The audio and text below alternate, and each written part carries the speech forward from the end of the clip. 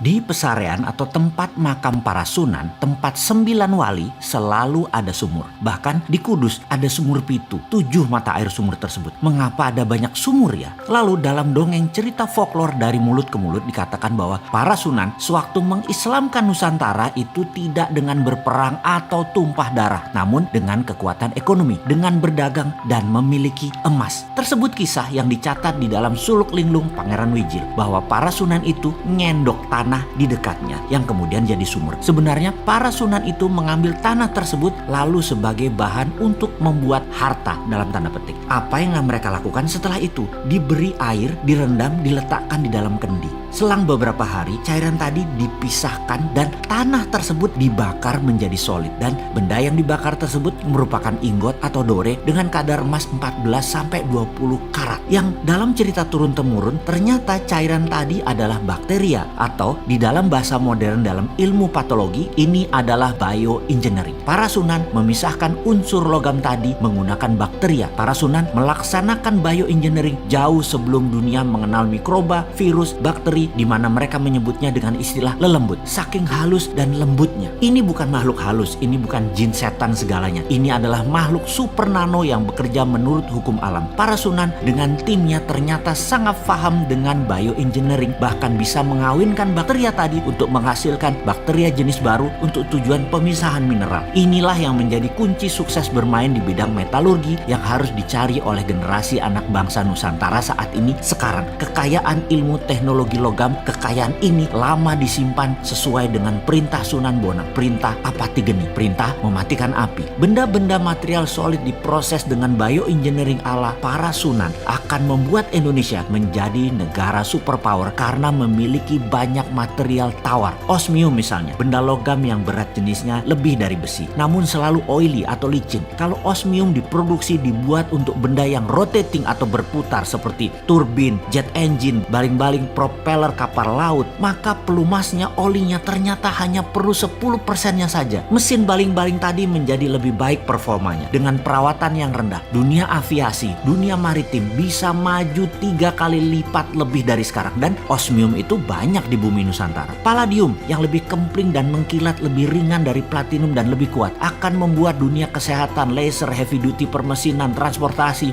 drone menjadi jauh lebih murah. Rhodium bisa minus resistennya penghantarnya, sehingga alat komunikasi bisa lompat cepat, bukan hanya 5G tapi bisa 6G bahkan 10G. Lebih cepat lagi data tertransfer karena resistannya bukan 0, minus bahkan. Thorium membuat listrik tenaga nuklir tidak lagi berbasis uranium yang berbahaya, membuat biaya listrik berbasis minyak bumi batu bara menjadi kemahalan karena dengan thorium per kWh mungkin hanya $0,3, jauh di bawah batu bara yang $0,8, jauh di bawah gas yang $1,1 untuk energi listrik. Semua ini adalah budaya metal, mulai dari metal biasa, metal tanah jarang atau rare earth, hingga precious metal group. Semua ada di tanah air tercinta ini. Sebelum melangkah jauh, kita merenung sejenak menengok apa yang para sunan sudah lakukan untuk anak cucunya, untuk bangsa Indonesia. Bukan hanya nikmat agama Islam, namun budaya luhur, budaya logam diwariskan oleh mereka. Untuk menjadi yang terdepan, warisan beliau-beliau tersebut harus kita pertahankan. Inilah strategi SWF, Sovereign Wealth Fund, berbasis natural resources capital, yang selalu didengungkan oleh bosman yang sok keminter ini, menggunakan kekuatan kedaulatan sovereign natural resources untuk menjadi alat tawar kepada negara lain, bukan menjadi pengemis minta-minta pinjaman. Sejarah sudah mengingatkan, wahai pejabat, rajin-rajinlah baca sejarah dan menengok kekuatan bangsa sendiri. Semua tersedia, semua tinggal dipakai. Masih nggak ngerti juga SWF-nya ilmu para sunan ya? Yang ngobrol dong kita.